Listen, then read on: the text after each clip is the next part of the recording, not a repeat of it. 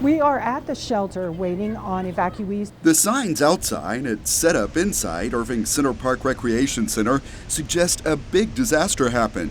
But in this case, it's all part of an exercise, described as the largest ever of its kind. We're participating in a statewide hurricane evacuation exercise, testing all of the capabilities statewide, simulating a hurricane impacting the Gulf Coast of Texas. I'm a volunteer. I just basically do whatever needs to be done. Irving resident Brenda Reed is among dozens of people working to get everything ready. This is enabling us to know what we need to do, how we need to do it, and when we need to do it. The Texas Division of Emergency Management is leading the overall exercise, which is trying out something new. Normally what we have done in the past, or what the state has done, is bust people up here, and they're testing now utilizing the capability of flying folks up to our area to help facilitate getting folks up here quicker and less congestion on the roadways coming out of the coastal area. You can see it here at Dallas Love Field. To make the exercise as real as possible, members of the Texas State Guard flew from South Texas to Dallas. Then they got on buses to Irving. As you see in photos and news coverage, it wasn't only happening here. A full-scale air evacuation exercise. Some people even posed as evacuees with special medical needs. Along with here, they ended up in Austin, Fort Worth, and Irving. As those evacuees arrive at the shelter in Irving, law officers check for any safety concerns.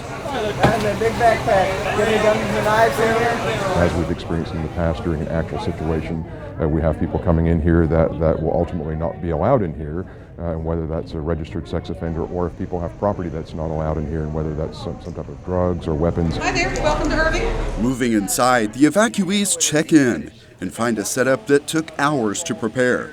Even though Irving is well inland, agencies involved in this exercise want people to see the potential statewide impact of a massive storm. The Dallas-Fort Worth area is actually the official hurricane evacuation zone for the Houston and the Galveston areas. It can and has really happened.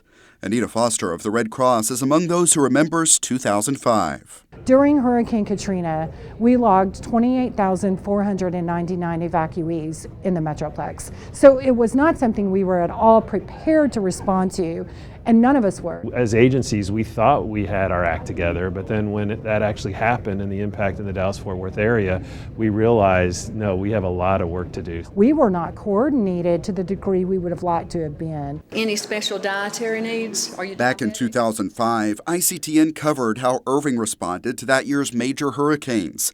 Families stayed in this shelter at Center. Do you know if the house was destroyed, or the apartment, or you left without knowing? Okay. Also, the city set up New Orleans West to connect people with resources. And evacuees picked up emergency grocery supplies at Irving Cares. We never thought we would be here. And if anybody see me on TV, I've got a daughter in New Orleans. I don't know where she is. Those personal stories of tragedy helped push leaders to do more. After it was all over, the CEOs of our 4 nonprofits came together and said, put it all aside. What's best for someone who's been impacted by a disaster? The Red Cross, Salvation Army, North Texas Food Bank, and Volunteer Now worked with local municipalities to form the Mass Care Task Force. We meet all the time to make sure that if something like Katrina happens again, for instance, and thousands of people end up being displaced to the Dallas-Fort Worth area, or the disaster happens right here, that we're prepared to really serve the community in the best way possible. We have to understand what each other's roles and responsibilities are. So it's been really great through this exercise to have the opportunity in real time and in real life with real people to simulate what would happen if we do get a hurricane that impacts the Texas Gulf Coast this year. You don't want to meet someone for the first time in a disaster situation, so we know a lot of the folks here on a first name basis, and we train and exercise together. I just love being able to go out and give back to my community. Volunteer Brenda Reed is among those feeling more confident in her training after this exercise. If we didn't do this, things would be very, very hectic. and not knowing what to do or where to go, who to go to. This community has been very proactive in making sure that we are ready, so we do feel confident. Well, I'm proud that we're a part of this. We've done this many times in the past, and that's one of the reasons why we were selected. The state will review how this exercise went across Texas, but people here are already talking about lessons learned in Irving. So every time we learn something new, but the fact that we're able to be part of such a large-scale exercise where they're actually bringing people in, then that leaves us very well prepared. We are better prepared to respond to whatever is thrown our way. Thomas Gandy for City Source.